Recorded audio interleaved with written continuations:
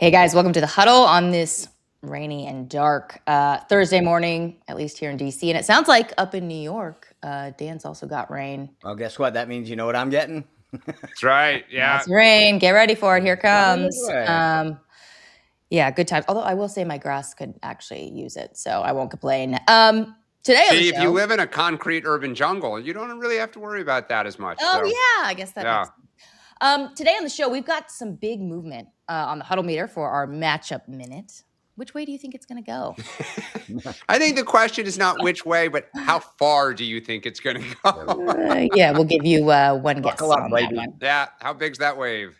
Pretty easy bet on that. Maybe we should make a poly market on it. I think there could be some surprises, though, ladies and gentlemen. Just wait till you see this. Absolutely. We're going to talk about that. That'll be our last segment today. We're also going to talk about congressional Republicans apparently have a problem with a voting bloc that's been pretty reliable for them, at least in recent cycles, and that is white women. They are now breaking heavily for Democrats. How big of a concern is this for the Republican Party? We're going to discuss that. Democrats, of course, have their own problems, and that is the return of the woke police. We're going to talk about political correctness starting to creep back into the Democratic Party's rhetoric. What does that mean in terms of alienating voters? And yes, it does alienate voters. We'll also go through a bunch of 2028 jockeying that is starting to pick up. I guess it's been happening for a while now, but we are, a couple months out, right, Dan, from the first Democrat probably declaring? Sean and I think the three of us talked about it. In fact, our friends at Polymarket maybe are going to need to create one. Who is the first and when? I do think somebody before Christmas, somebody is going to declare and get going, and then we're officially off and running. Yeah. Just a little bit of a tease here. AOC rejoining the Democratic Socialists. Pritzker's got a new bus tour. I didn't realize you have a membership card. I mean, that the way that came across, it's like they had to confirm that she was still a member. I get a little card every year from the American Legion that is like, do you want to be an early bird? You get $3 off. The cards look well, I was just going to ask you, do you keep in your wallet? It's like your Costco card, your DSA card, driver's license. You get 15% off nothing. Yeah. That's right. Oh, you actually, when you that's because it's already free. You pay more. It's already free. Yeah, the government's paying for it all. Don't worry about it, Sean. Work for nothing and get everything from the government. Sounds good. Also, Shapiro and RFK are going at it over these two deaths in Pennsylvania over this debate about whether they related to measles. We'll get to that as well. Big news for Meta. They settled this case regarding teens and social media. I mean, I know Dan and Sean, you guys have talked about this. My daughter's a little young still, obviously, for social media, but this is something you guys have tracked very closely. Big victory for concerned parents. What is next in the push to check big tech when it comes to teens and social media? We'll discuss all of that as well. All right, quick look at the daybook. 68 days until Election Day. Federal Reserve's Jackson Hole Economic Policy Symposium is going to begin. It's a big week, obviously, for Kevin Warsh.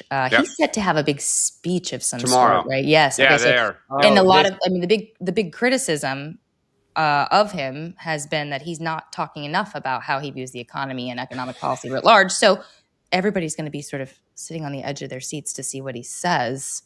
Any predictions? I will tell you, if I want to make one prediction, it's that the star of Kevin Warsh is going to start to fall. I think he has not shown, this whole idea of maybe we don't have as many Fed meetings.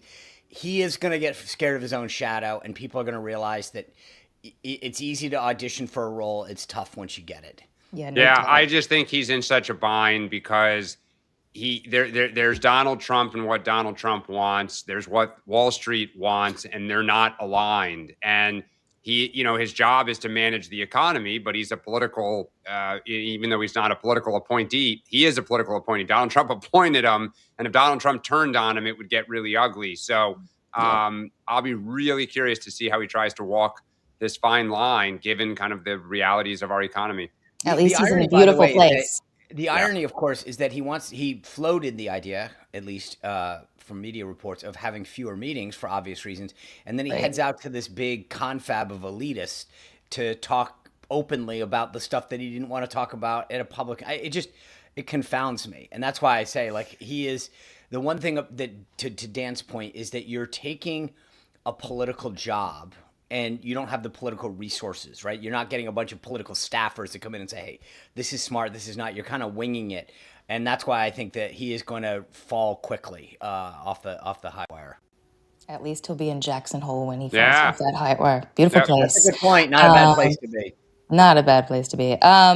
Energy Secretary Chris Wright is going to be delivering remarks at the Alaska Oil and Gas Association in Alaska. Will Dan Sullivan be at something like that?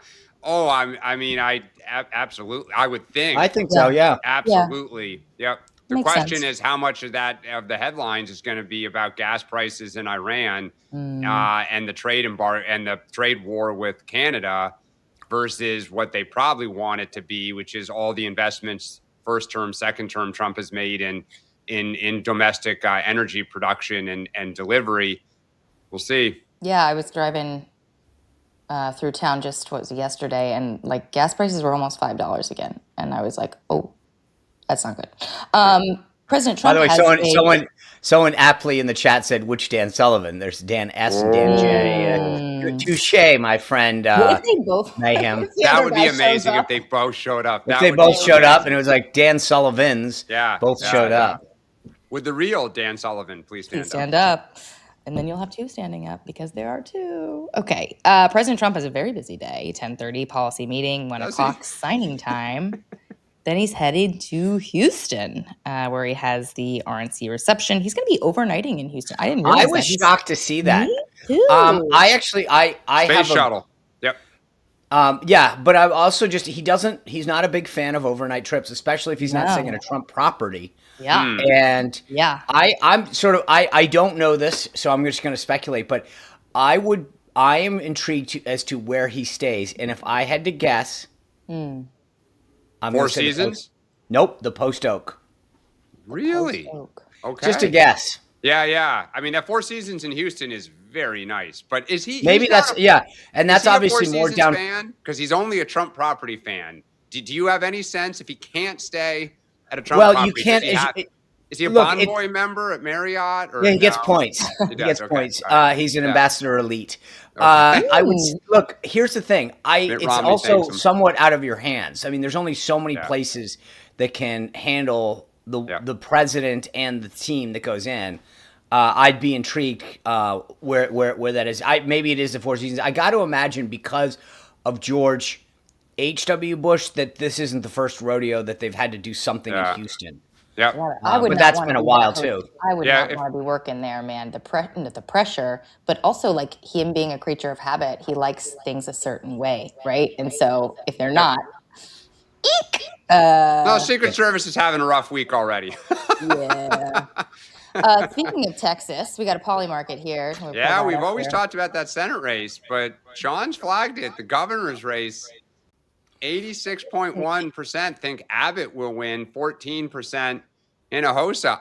Sean, I think that's a little high. I think Abbott wins, but I think but again, if you're placing a bet, it's just win. A win is a win. There's no middle ground. You either say, and I think the smart bet is with Abbott. Now, if there was a second poly market that said, does he win by more than 5 points? I would probably. I mean, but is he going to win? Yes. Will it be pretty? Probably not. All right, Sean. Let me ask you this: if Tallarico wins by a 1.5 or more, you still feel good about Abbott? Yeah, he's gonna win. Okay. Oh, okay. I would bet some serious money on that. But I do think that it would be, he'd be within, say, 3. Okay. Oh wow, that's closer than I would expect. Texas is going to be a close state, Rachel. That is, no, Senate. Across those House races. Gubernatorial. If it's that. Speaking of Texas, really loved your segment, you guys, yesterday on the convention, the midterm convention, all the questions surrounding that. There's a scoop overnight that I wanted to throw in. I was going to say, apparently a couple of our friends loved that segment. Yeah. Wrote stories. It was their own. Right now. Yes. Has this good scoop overnight saying that the dues, apparently the dues for House members to attend are $25,000. So can I just say why this is crazy? I read that story, and I am an alternate delegate for Virginia. Yeah. Okay. and every state was allowed to set a price for if you want to be a delegate, an alternate delegate, a guest. That's how it works normally, right?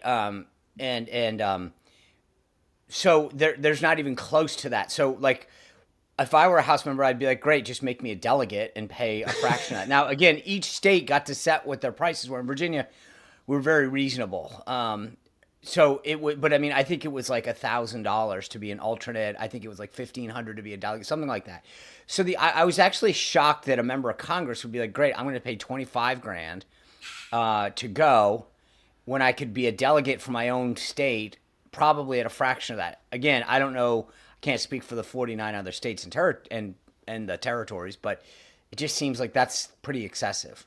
Yeah, I mean, some of these guys are like in the fight of their political lives. If you're in the fight of your political life, you're not taking 2 or 3 days to get off the trail and go down to Texas, unless you're speaking.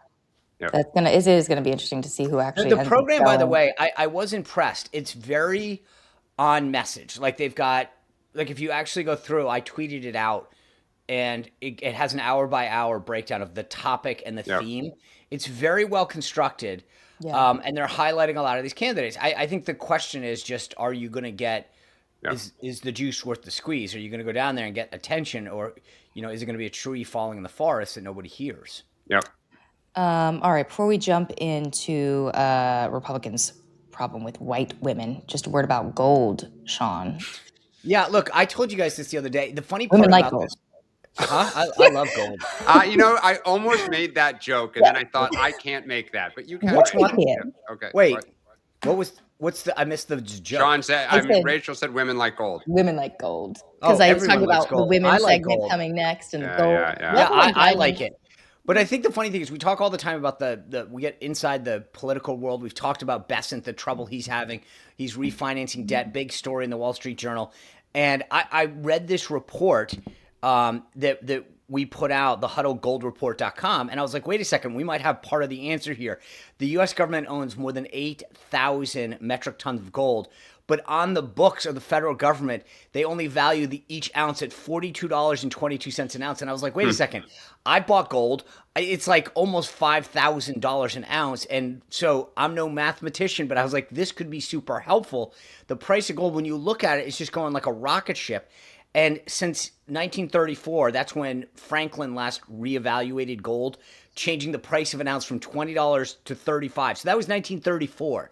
Then they upped it now to $42, and it's selling on the open market for almost $5,000. Again, I think that like this is a no-brainer. And if you really want to find out what I'm talking about, all you have to do is go check out the huddlegoldreport.com. You'll see what I'm seeing.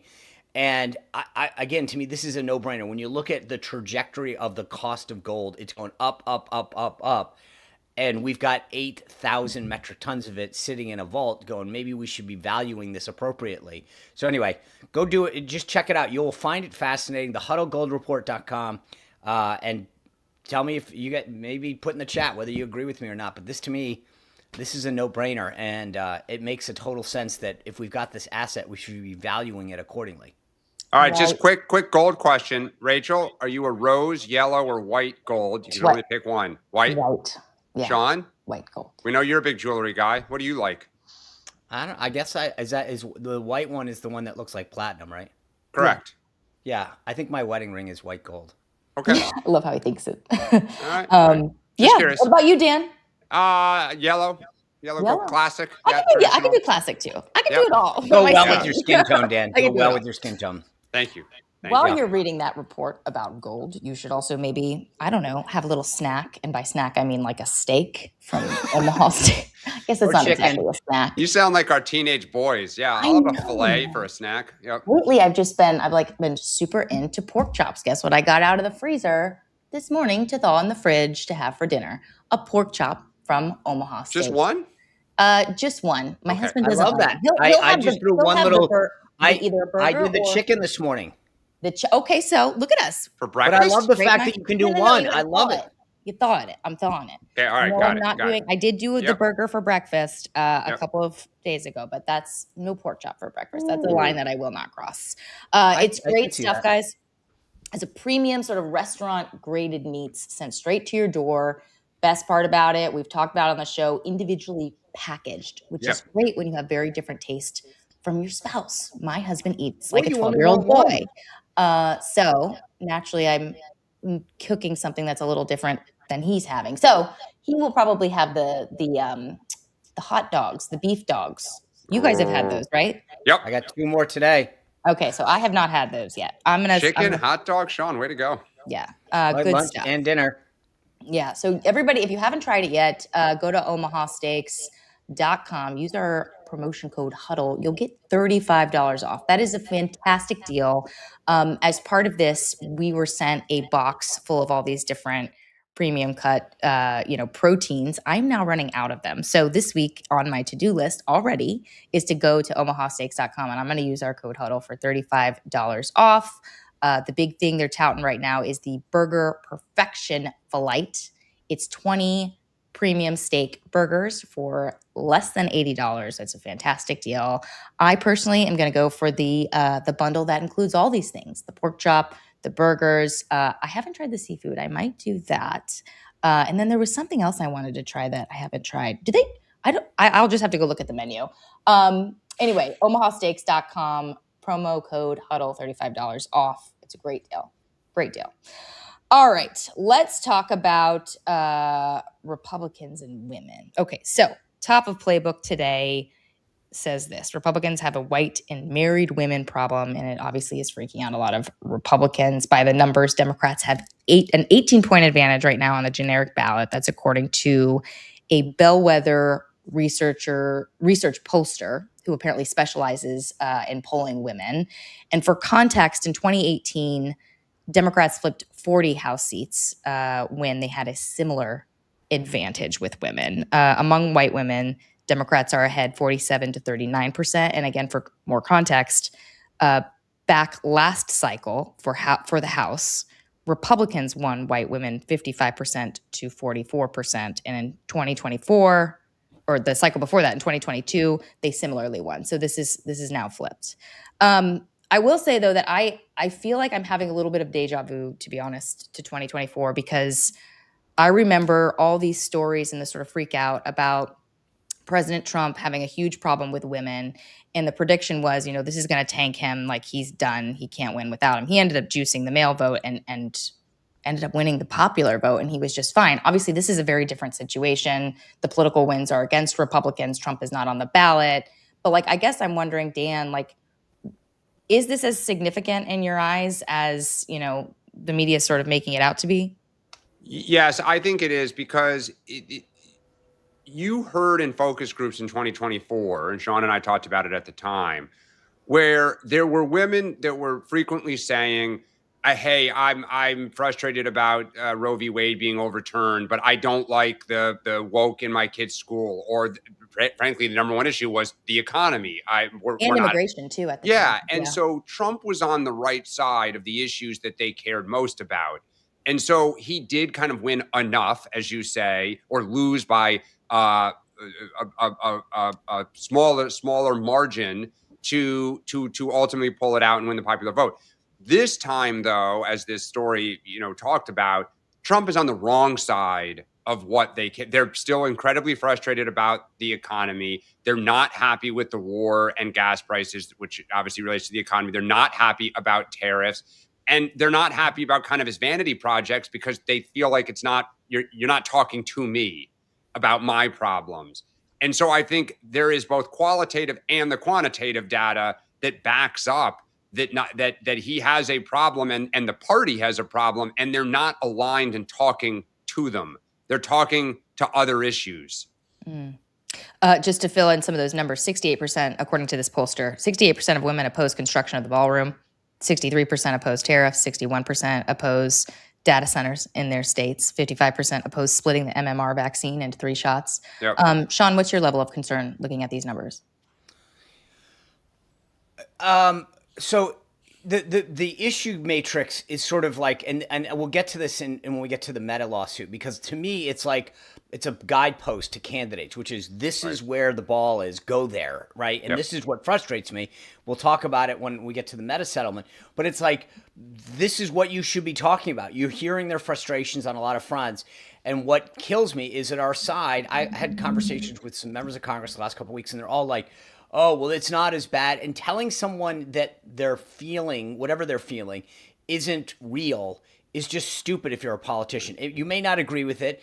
It may not be entirely accurate. But if you're feeling something, if you're feeling happy, sad, poor, economically disadvantaged, whatever, and then saying to someone, that's not true or that's not real.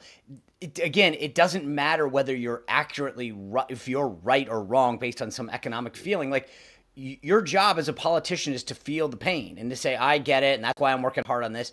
Yeah. This tells you where to go, and I don't think most Republicans are talking about it. Frankly, I don't think most Dems are either. But when you're the party in power, they just say, screw it, let's go somebody else. The party out of power, i.e. the Democrats, don't have to articulate as much of a case anymore. They're just the alternative. And we talk about this choice versus referendum all the time. The Democrats want this to be a referendum. They just want to go, well, vote for us. These guys are screwing it all up. We want it to be a choice, but we're not giving the people the choice. That's the bottom line, right? We're not making the case that it actually is a choice. I do think there's a problem.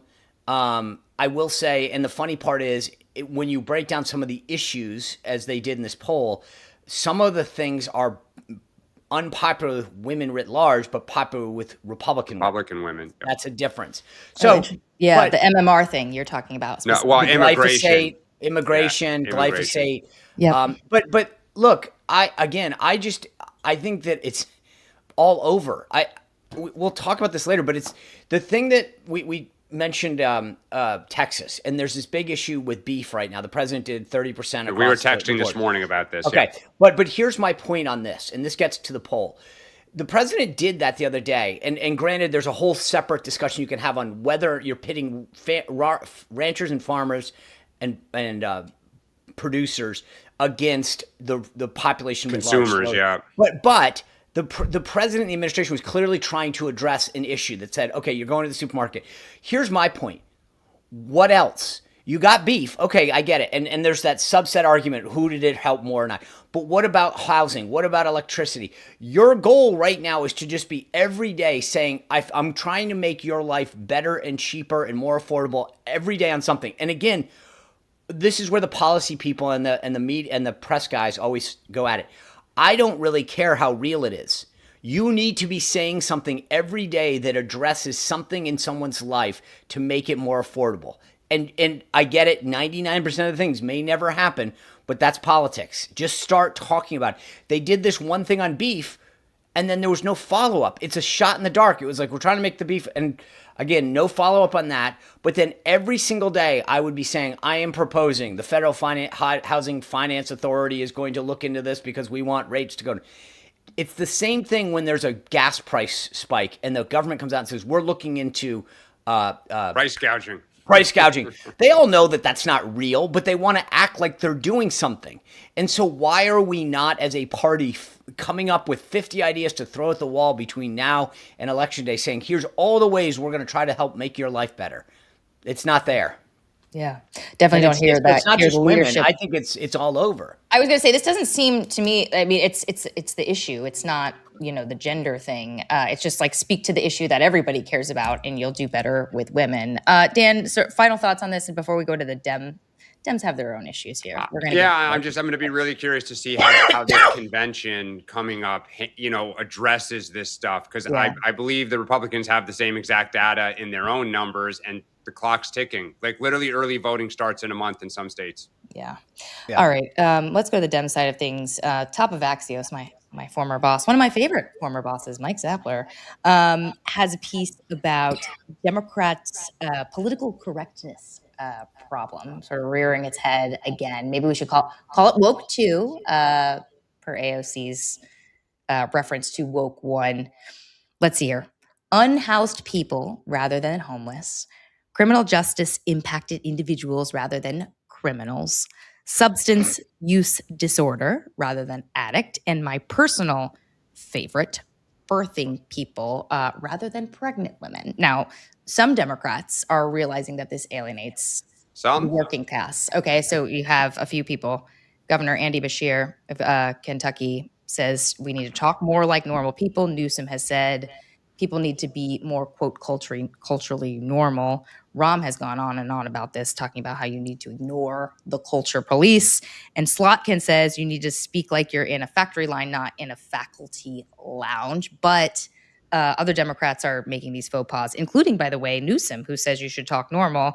Newsom in May announced housing for formerly unhoused people. By the way, that guy's used. The king of Latinx is suddenly preaching to people. Latinx. That's another one. Give me a break. I get that he realized he was on the wrong side of the issue, but yeah.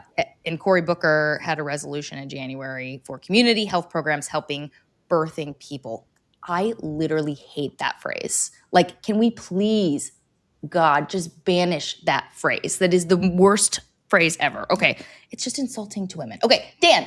Let me start with you, because I thought we were sort of past this, to the point that AOC was clearly distancing herself from, quote, woke one, but apparently it's coming back. Like, how do Democrats not see this as a problem? I don't know if it's coming back. Well, it is and it isn't, which is right now you don't have, in 2019 and 2020, the problem was the leadership of the party. During those presidential debates, when people were doing town halls and on the stump, they would publicly correct people. They would kind of scold people. And nobody wants to be spoken to in a scolding, patronizing kind of like, you're too stupid. You don't understand. This is how you're supposed to talk. Yeah. What you have right now is, because I think people in the base are so confident that we are likely to win the House and maybe the Senate, they're starting to kind of pop their heads above water to say, hey, as we're getting power back, you need to, approach issues or talk about this in a certain way.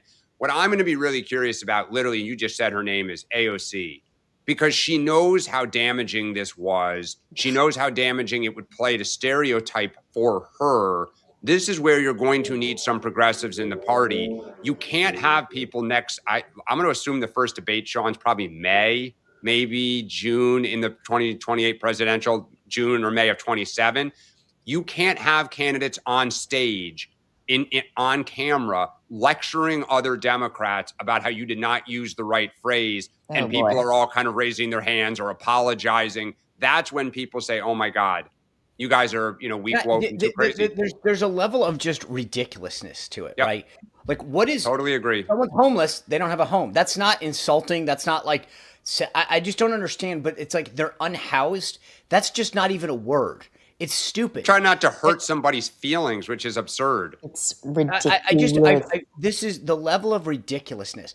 The one thing I'll tell you, though, is that what the big difference is, I don't really give a crap what you want to call yourself, and if you want to be a cat and say that you meow, whatever.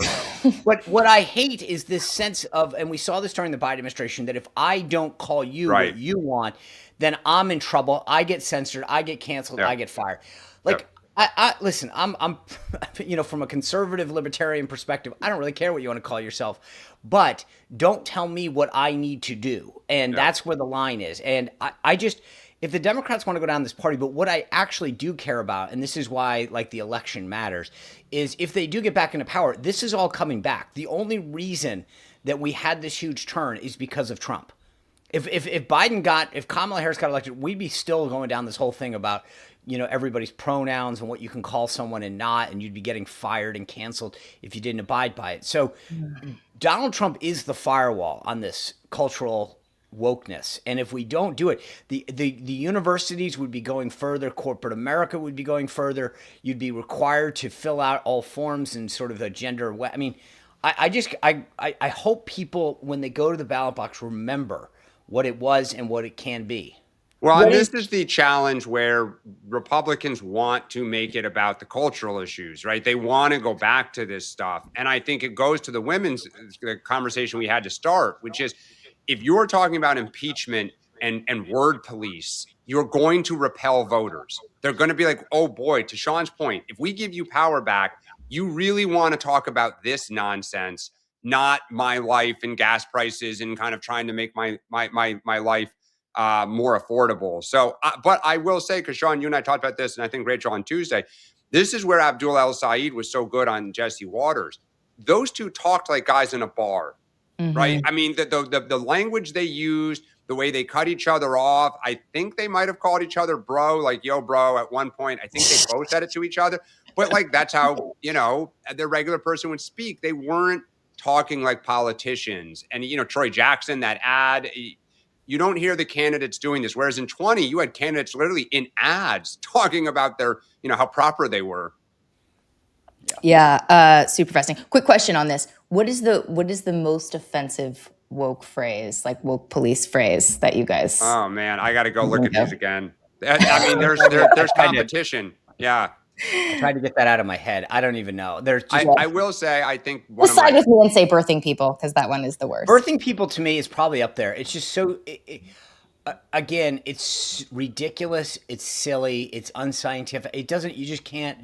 Yeah. Actually, I mean, like it's the whole notion of, and I find like it's such a simple answer when these guys get asked, like, can a woman do this? It's like, no. You want to go identify and whatever, God bless you, go do what you want. But don't tell me that a dude can have a baby. That's just the dumbest thing I've ever heard. And it defies for a party that wants to. Don't call me a birthing person after carrying a child for 10 months and going through the hell of childbirth. Like, hello. Like, I just can't even. I can't. To me, it's more just the idea. I once had a family member who I love dearly, and I've talked about how progressive my family is, get into an argument and scold me. This was a few years ago about not referring to certain classes of people in a certain way. And I became just disgusted. It's just, you can't be patronizing and tell people. Can I just say one last thing that you need to, yeah. What makes, like, I think what kills me on all this is that we are unique and different. And again, I don't want to belabor this because we've got a lot to get to, but like women are different. They can do things that guys can't do, like, and to minimize that is just insulting to the gender. And it's same thing, like races and nationalities. Like, we all bring unique things. Short people that are 5'6" have a lot of great qualities, as opposed to people who are, but like sizes and shapes. Like, everybody's got something, and like to make everyone seem like we're all even is just, it's actually undermining the uniqueness of how God created everybody. And it's just, to me, that's the bigger problem, is that like we're not the same. Well, and the world's a cold place. Acknowledge that. Yeah. Huh? Let's keep going. Totally agree. Craziness. Let's hope it doesn't get back to that level here in woke too. Okay, 2028, a lot of action going on. Just let me run through a trio of stories, and then we will pick some of them apart. AOC has rejoined the Democratic Socialists of America after apparently not paying her dues for 7 years. Apparently, the DSA didn't know this. She didn't know this. They just realized it. By the way, that says something about the DSA, that they don't notice that you don't pay your dues. That's how much they care about money. They didn't even realize that someone who could pay their dues. So I hope they run the IRS someday. In Pennsylvania, Josh Shapiro is sparring with RFK over there's 2 deaths in Pennsylvania, which Shapiro's administration said were caused by the measles, but the local coroner begs to differ. And RFK is now accusing them of spreading falsehoods and fears about the measles. In Illinois, you have JB Pritzker. He's not going to have any issues with his reelection, that's for darn sure. But he is now kicking off this statewide bus tour and appears to be talking more about Trump than he is about his Republican challenger, Darren Bailey. So, Dan, we are just a few months out, as we said at the top. The positioning, it continues here. What are you noticing in all of this? Yeah, I think the AOC one, that's more someone thinking, I think, of running for president than Senate. I don't think that would help her up in Albany and Rochester and, the western parts of New York. To me, that is a little bit of a sign that she wants to keep that presidential, option probably more front and center than the Senate. I think Shapiro, it's really fascinating because I think it's a total winner on vaccines, but you are kind of going to war with a popular Maha figure. And we've talked about the power of Maha and Shapiro's crossover appeal. I'm going to be curious to see if RFK leans into this himself to battle Shapiro. Like Sean's talked about, trying to rough up these candidates that are cruising, like Ossoff and Shapiro. At JB Pritzker, I don't see, of all the candidates we've talked about, the one that I feel most confident will run is JB Pritzker. Like I think he's talking to people about it. He's talking to staff about it. He's been pretty open behind closed doors. I know that's an oxymoron. I don't see his case, and I don't see his lane. And I just increasingly, on paper, I get the case, the wealth, everything. I just don't see it. I feel like the wealth kind of like works against him right now in today's Democratic Party. Well, but I mean, if you put $100 million into South Carolina, Nevada, people will, they're going to see your ads. They're going to see you on the stump. He's got a plane. He can literally fly all over the country. And a lot of these candidates, that's going to be a challenge to move themselves and their staff, to New Hampshire and South Carolina and Nevada and Michigan. That's a lot of miles. Didn't help Tom Steyer much, right? So can I make one point about the thread that ties all these ties together? Whether you're AOC, Shapiro, or Pritzker, none of them have ever had a glove laid on them. So AOC hasn't. I mean, she beat. AOC's been. I mean, she's been in the public light now quite a bit. I agree. Yeah, but she's never taken a hit. I mean, she's never. She had an interview that asked real questions overseas where she couldn't answer basic national security questions. But she doesn't, like El Said went on Fox and went back and forth with Jesse. She doesn't. She hides from that stuff. She barely even goes on MS. She goes, hey, Pritzker, and I mean politically, meaning no one's thrown Oppo at him. Like Shapiro has had basically a free ride since he ran against Mastriano. He hasn't had anybody throw a punch at him where he's dealing with tough Oppo about some. Well, he did, Sean. But to your point, when Kamala was considering him, remember those Oppo stories started appearing, and he didn't respond, which was one of the things of like, dude, what are you doing? So, but you look at again, and Pritzker, same thing. Didn't handle it well. And I only say this because when they go to step on the national stage, it'll be very interesting when you've not actually had to swing at a pitch before in a real game and you're just in the batting cages. It's a very different scenario. And I will find it interesting how they handle getting on the big boy stage. Yep. AOC for Jesse Waters? Anyone? I'd watch it. Again, I would argue that's not – I'm not sure that's where you want to do it. But even going on CNN that's like less leftist than MSNBC – might not be a bad thing. Go on. I can't think of the last time I've seen her on CNN, like at all. Ever. She has stayed, to Sean's point, she has stayed in the way she engages is often walking in the halls or on the steps of the Capitol. She'll do little like 5-minute, bing, bing, bing, bing, bings. But she does not, she's not sitting with the New York Times. She's not doing the only time she really did it. And this goes to, Sean, that's a really good point. Remember leading up to Munich, they rolled out this I think it was the Times. They gave the exclusive of the specific staffers she had been working with, the briefings she had been having, the people she was going to meet with over there. Like they really, for the first time, kind of engaged the national media. And then, of course, it all blew up. And Shapiro, really flubbed in 24, that couple-week period where he was considered for VP, and it started raining down on him, and he seemed paralyzed. Let's pull up the Democratic nominee for 2028 Polymarket just to show. Yeah, it's so fascinating here in her rising here. Yeah, if you're listening, AOC is at 21%, Ossoff up to 16%, Gavin Newsom down to 15%, Kamala Harris at 7%, Pete Buttigieg 5%, Shapiro 5%, Mark Kelly 3%. If I were putting some money, and don't take financial advice from me whatsoever, I would, the Shapiro one and Buttigieg, those are pretty good. Probably get some pretty good odds there. Somebody that I think probably should be on here, and I know people are going to criticize this, but I think Brashear is going to do better in South Carolina than people think. Huh. He can go into black churches. I mean, as a Kentucky governor, he is probably the most comfortable along with Ossoff in this environment. And I think there's some people on the ground in South Carolina that like Brashear. He's going to have a moment in South Carolina. I don't know what that means, but he will. Okay, let's move on because we got to get to the huddle meter. The matchup minute here in a second. We'll do Meta here very quickly and tightly. So the parent company of Facebook, Instagram, $17 billion settlement over these claims that they endangered kids with addictive social media platforms. This is part of a deal with 47 states and DC. Just a couple of the terms here. The company will now limit teens from doom scrolling. Only 2 hours of social media a day for teens and kids. Limit their use between midnight and 6 a.m. silence notifications during school hours from 8 a.m. to 3. And they're also getting rid of these sort of like beauty filters and the tallying of likes, which, psychologists say are basically problematic for kids. Sean, I know this is a big issue for you. You both have talked about this. But there's also been, I was looking on X, I saw a number of Republicans say on Twitter, these are duties of a parent, not a major tech company. Oh, listen, that's the dumbest. I actually am very disappointed. So let me just back up. I talked about this at the beginning.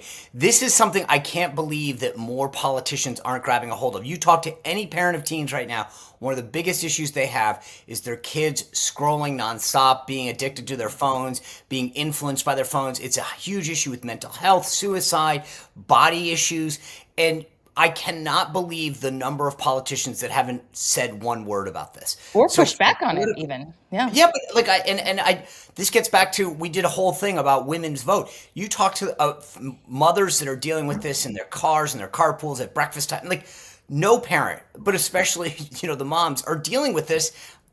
With the exception of like Rahm Emanuel, no one's made it a major issue, and I find that unbelievable. But secondly, like. My own party loves to talk about this like free speech. Like, the age of consent for social media is 13. 13. And the big efforts by people like Aaron Hochin, a member of Congress from Missouri, is to get it to 14. Like, we can't even agree to get it one year older. This is a major problem. You look at what it does to the cortex of the brain, all this stuff. There shouldn't even be a discussion. Again, I don't know why. I get it, because there's a lot of money in big tech now. So that's why this is happening. But like, if you actually care about the next generation of Americans, this is a no-brainer. And I think the settlement was good news. Meta's on board, it sounds like, and they're trying to urge other social media companies. But you're just going to go through this. By the way, the context of this, a reporter was saying, this is the equivalent of 1 month of revenue. This is like, you think this is really hurting them? No. So I'm amazed more politicians aren't saying, this is something that I want to get on board on. I'm walking about phones in schools. The science on this, in terms of the dopamine hits, the learning ability, like, even if you ban them in schools but let them have them at recess and stuff, it doesn't change the dynamic of how the brain responds. Like, you need to do a straight all day ban. I'm from a political standpoint alone, I'm just blown away how few politicians have been willing to tackle this.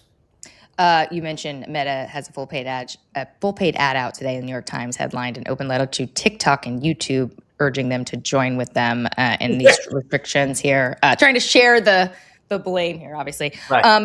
Dan, go ahead and jump in here. I mean, like, he's right. By the way, isn't it ironic that a tech company takes out a full page ad? I mean, it's sort of like, you would think they'd say, we're launching a ton of digital ads, and yet they put an old school ad in the New York Times. I get why you do it. Do we see anybody run on banning this, like, at some point? Yes, like, I do. Yeah, I do. And the reason is that I think the Sean is 100% right, so I won't repeat it, but as a parent of 4 teenage boys, the amount of frustration with social media and their consumption and Sean said self-esteem, because they see, I mean, one of the things with boys now, used to be girls would get like Teen Vogue, and so they would know what's in and fashionable and whatever. Now you have this whole explosion of boys with their hair and cologne and chain, because they see influencers. Whatever your passion is, there are influencers for that passion on social media that are multimillionaires as 14-year-olds, because all they do is feed you content all day long. I had to look up some of the words Abdul Al-Said said on Google, but our kids knew all of them. I mean, some of the slang was like, which is why he's a good politician. There is a public discomfort more and more with the laissez-faire of tech. This goes to AI, this goes to data centers, this goes to social media.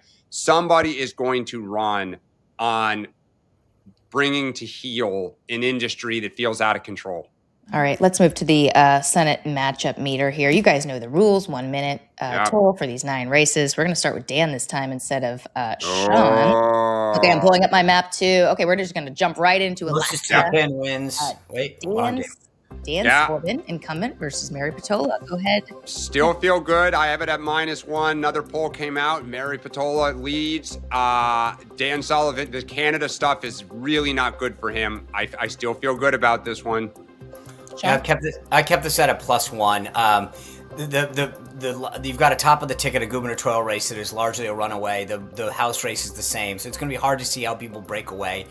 The one thing that's going to be weird on this, ranked choice voting is going to make this really, really hard. And this could be what saves Dan Sullivan or hurts him. I can't figure it out, but the other Dan Sullivan on the ballot so far still is on there, and this is going to be a problem. All right, that keeps us at 0, a toss-up state. All right, let's go to Georgia. Last time around, we had a D1, John Ossoff incumbent versus Mike Collins. Dan, go ahead. I mean, I think unless there's a big bomb about to drop on John Ossoff, I think Republicans cancel their ad buys by the end of September for the month of October in Georgia. I'm moving this to a -4. Sean, wishful thinking? I obviously I wouldn't go that far at all, but I will say that I've had this as a pure toss-up for a while because Mike Collins had to go through a bruising primary and then a runoff, so he came out without a lot of money. Haven't seen a lot of the cavalry come to his rescue. Ossoff, by some estimations, is close to $70 million in the bank. Collins, just a couple million. I'm downgrading this to a -1. Republicans need to show that they're willing to fight for it, or it's gone.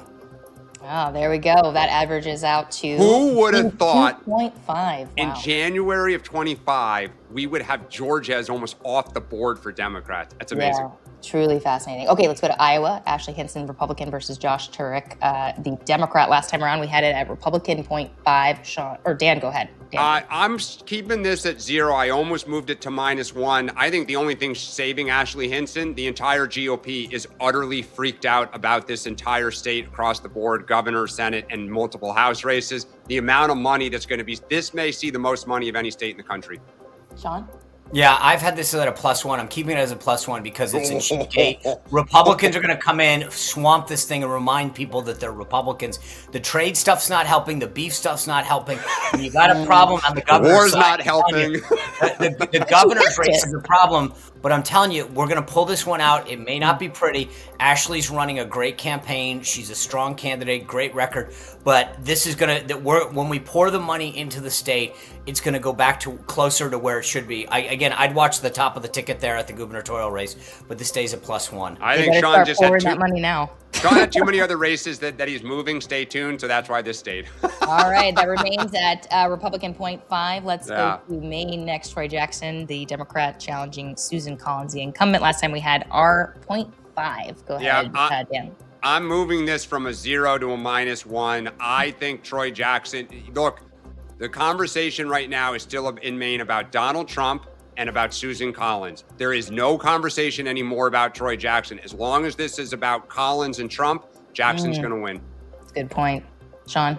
Yeah, I moved this down to a pure toss-up. We haven't seen a glove laid on Troy Jackson. A couple initial stories came out saying he threw a water bottle or something. If that's what you got, boys, we're in trouble. The USMCA Canada trade issue is not good for Collins.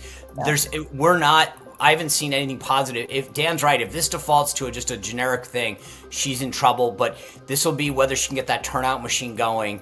I'm increasingly concerned about Maine. I still think she might pull it out, but for right now, I'm calling this a pure toss-up. Sean, do Jackson and Collins debate or no? If I'm Jackson, I agree. No, they're not going. She's not going to.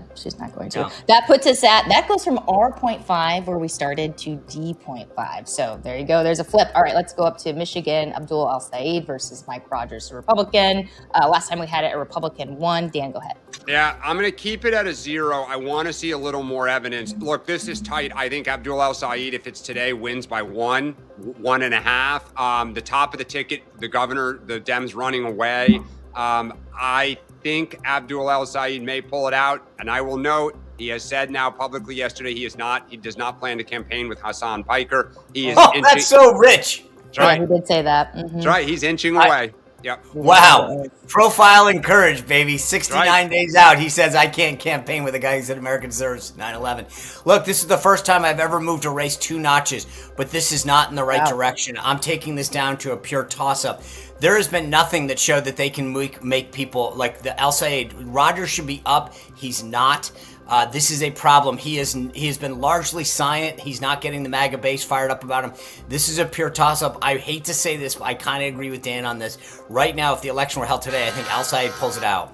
Wow, another big move from Republican, 1 in Michigan, 2-0, pure toss-up. Okay, let's go to New Hampshire, Chris Pappas versus John Sununu, the Republican. Last time we had D 1.5.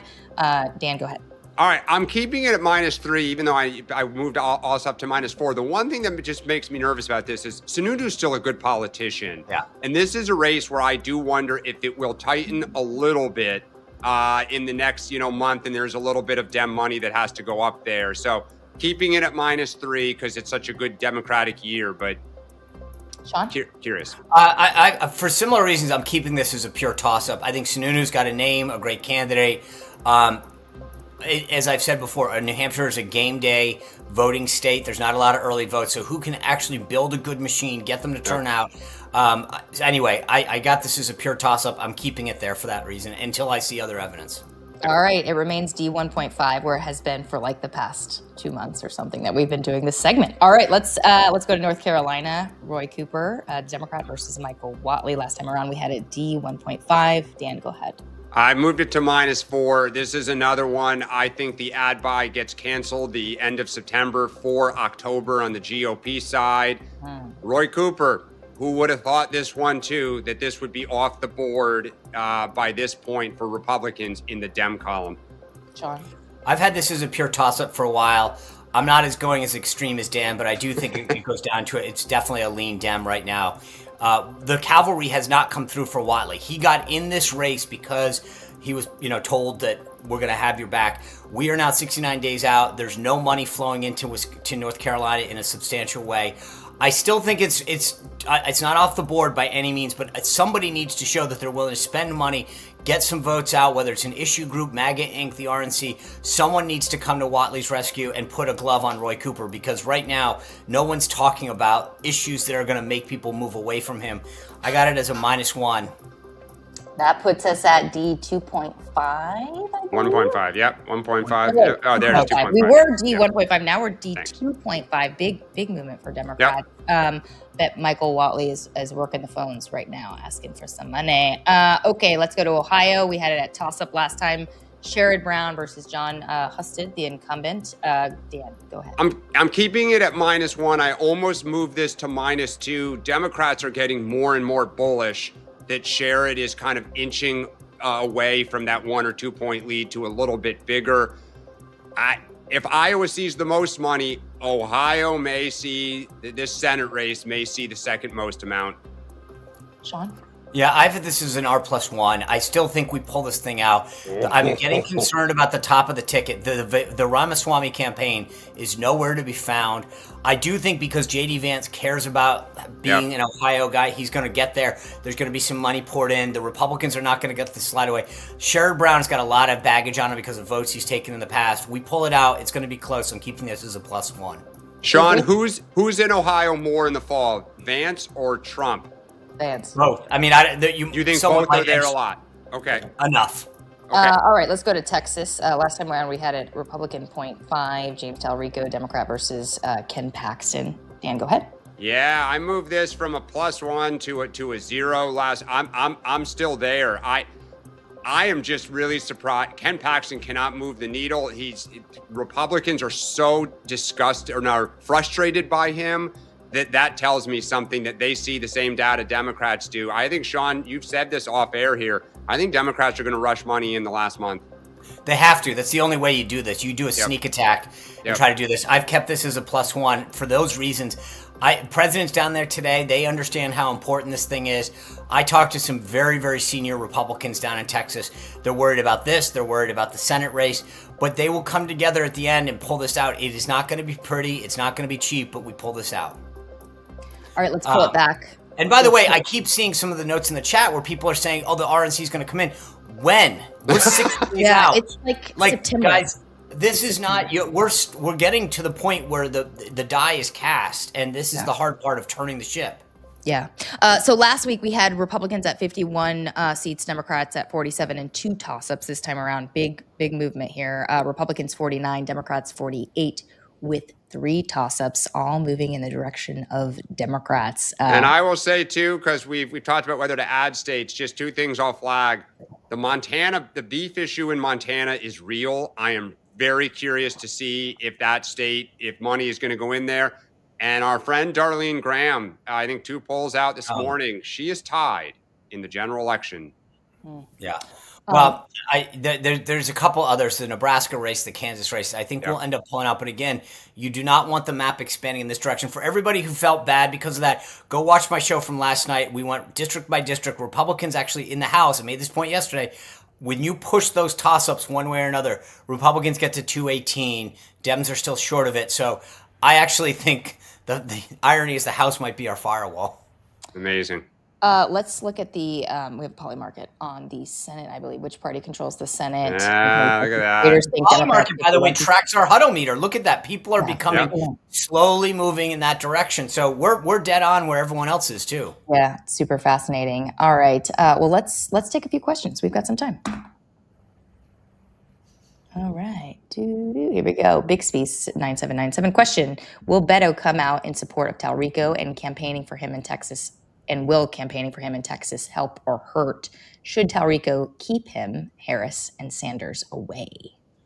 Dan? I don't know if Beto will help or hurt. I mean, I think it's his brand in Texas kind of is what it is. I would be very surprised if Kamala Harris showed up down there and public. And also, I forget, I think it was Josh Turek it was the gubernatorial candidate, Josh Sands in Iowa, when asked about Harris should run again. I think it was like a 5-word answer. No, we need to move on. Why would he want either of these people down there? Bernie is an interesting one. That's like I'm sure Paxton would love him down there, right? Yeah. Come on down. Yeah. Look, I think that would not play well. I think everybody stays away. Beto could be helpful maybe in some areas where he represented in Congress, but I would. That's different. He is from Texas. He did represent the part of that. So I would figure out where to use him strategically, but everyone else get out. All right, let me ask you guys two surrogates. Bill Clinton could go and campaign for him, Talrico? I guess. I don't know. Okay. Will that really move the needle though? Well, but to those Bush Republicans, it's not a bad, signal. Yeah. All right, Michelle Obama, does she show up down there? No. She doesn't do a lot of campaigning. No, I don't. No. Okay, does Barack Obama show up there? I could maybe see Obama going. Maybe. Yeah. But the problem is that if Obama, you're putting a lot on the line. If I'm the Obama team, I'd want to see a lot of evidence that shows I'm not going to have egg on my face if I go down there. Oh, I don't think anyone blames you if Talrico loses Texas. But is that where you want to spend your time? If you're Obama, say, I made 3 trips and one of them was to Texas. No, not 3 trips. I think you may see Michelle and Barack separately in that state. Who else does Obama? He does. How many events do you think he does between elections? I was just going to ask that. Who do you think he campaigns with, Dan?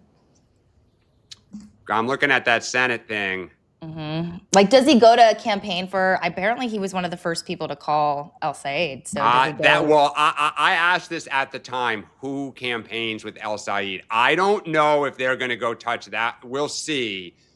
Iowa, I could see Barack Obama in Iowa. Georgia, they may do just because you're riding the train. It's like I was going to say Georgia and North Carolina. He gets to say, I helped the but I would not waste your time going to Texas because he could be, to your point, it's like, where do you want to spend your money? I'd go to Iowa maybe, but I think he's going to be very, very strategic about where he goes. But what is the one demographic in the Democratic Party that Talrico is struggling a little bit with? Black voters. Michelle Obama and Barack Obama. Separately, you send them both in. But remember, like in 2024, they sent him to Detroit to help with black men, and it didn't help at all. Well, because he told him you need to vote. He kind of scolded them. Maybe he takes a different approach this time around. Yeah. You ain't black.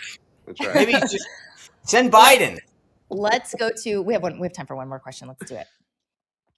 Okay. Let's see. Was it libel? Yeah. Did anyone think El Said actually did good with the Jesse interview? Yeah. I can actually answer this question better. Do you know who thinks that he did a good job? Jesse Waters. He went on the 5 the next day and literally said, I thought he did a great job. I actually kind of like the guy. I mean, that was Jesse Waters. And that's why I'm telling you, if Jesse Waters is willing to go on the 5 the next day and say, hey, I kind of like the guy. I don't think he's good for Michigan, but I like him. Yeah. That's not the kind of thing that the Rogers campaign needs to be hearing right now. Is the Fox News, a very popular Fox News, saying, "I liked the guy." Well, So, by the way, it's the highest rated show in all of cable, The Five. So, Right. I mean, I think he did an outstanding job. Kamala did not do a good job with Brett Baer. That was cringy. But Abdul Al-Said Totally different did story. very well, and he is a good politician. Yeah, they. I was looking at some of the Fox clips where they're like Jesse Waters is still talking about this interview, and one of his co-hosts referred to him as his new boyfriend, and they just were just like making it anyway. So like clearly he likes him and thought he did good. All right, we are at time, Sean. Oh, it's the panel. Thursday. Sean, who we got? Oh, this is going to be, I mean, I'm actually excited today. There's so many things to talk about. So most importantly, though, we've got the future First Lady of Florida, Erica Donalds, who's going to be on the show. So we will break down. Yeah, it's going to be kind of fun. Erica Donalds here, Ashley Brassfield from the Daily Caller, and David Avella, who's the chairman of GOPAC. So a lot to break down, and we're trying to get in good with the future First Lady. There you go. Awesome. Everybody tune in. By the way, tomorrow, just a little heads up. Tomorrow, we talked about Texas, Senator Ted Cruz on the show. Oh, great. That's awesome. Oh, boy, because Ted Cruz, J.D. Vance. That guy can talk. You got to get ready you got to get ready to interrupt Sean, because that man will just... He's been on the show before. He knows how I want to know what he thinks of the Senate race. I want to know about 2028, and how often is he going to be in South Carolina between now and November? Yeah. Oh, that's super. Or Darlene Graham, Sean. of course. We should pull some clips from that. Wait, so that's tomorrow night? Yeah, so it'll be Monday. You got to ask him about, I mean, of course you're going to ask him about running for president, but we'll have to get those clips and discuss on Monday. All right, we will be back tomorrow at 8:30. We'll see you then.